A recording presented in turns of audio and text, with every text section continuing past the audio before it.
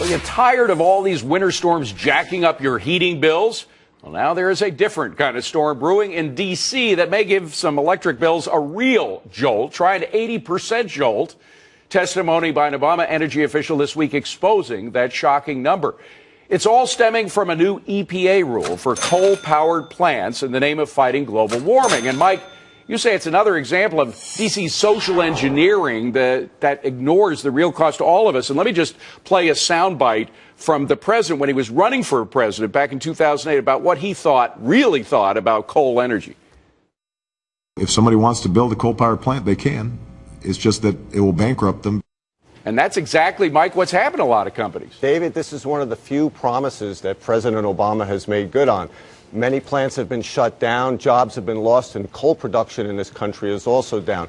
Meanwhile, he and his cronies, many of which know nothing about energy, have never even had a private sector job, have funneled hundreds of millions of dollars into these sort of newfangled types of energy companies that have gone bankrupt, like Nevada Geothermal, that collapsed under its own weight because it couldn't make any money. Yeah, that's a great point. The real life experience. There's not much of it in the cabinet. But, Bill, you say it's a good thing that people's energy bills are going up. Why? Well, sort of. Coal is dirty. And one way or another, the people who burn it ought to be paying for the damage they cause to the rest of us. Now, it just so happens there is zero political support in this country, zero for a carbon tax. So the president is resorting to harassment of the coal industry. I don't like harassment because it's inefficient. I'd much rather have a tax. But one way or another, if you're burning coal when you turn on your AC, you should be paying more. But, Steve, the fact is that people are already paying more. People have seen their heating bills go up, and now they're going to see them go up further.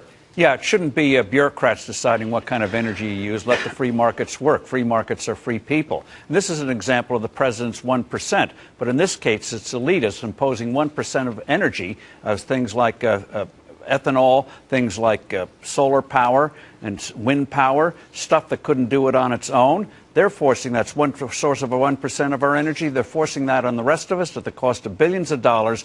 Coal is getting cleaner. Coal is cheap. Let the markets work. It's freedom. And, Rick, even if the end result is a positive end result, cleaner air for everybody, again, it sort of reflects this administration's lack of practical experience. Mike Ozanian was talking about that. Only 4 of the 15 cabinet members have any private sector experience. And, by the way, 2 of those, Jack Lew and Chuck Hagel, were kind of the in-and-out guys who come in and out of government. Yeah, but let's set a few facts straight on this. Number one, the EPA regulation that's been proposed has nothing to do with existing coal plants. It would be on new construction of coal plants. So the existing coal plants will not be raising your price of energy.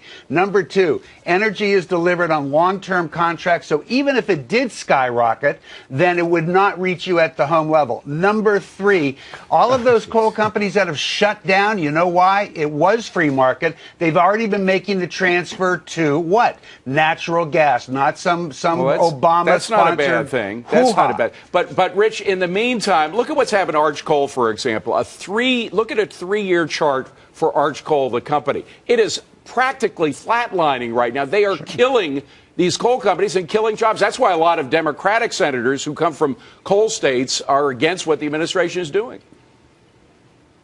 You know, I could support this administration's war on coal if they were more pro-entrepreneurial and really let the shale oil people and the shale gas people and the next generation nuclear people, proceed at a much faster rate.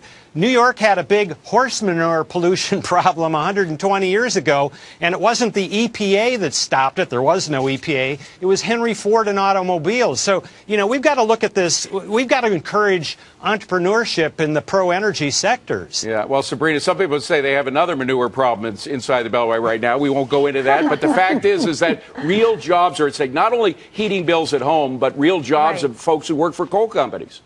Right. I mean, coal makes up about 40% of the electricity generated in the United States. And this is another example of a regulation that the president is pushing with little consideration for the consequences of it. I mean, the fact is this would have massive impacts, not just on our personal heating bills, but on factories, transportation, hospitals, all sorts of industry that depends on affordable energy. And so once again, the administration is pushing out there, picking winners and losers in the energy industry with no consideration for how it will impact Americans. Yeah, and in terms of the point about new plants, when they stop new plants, they're going to go after the old and shut them down as well.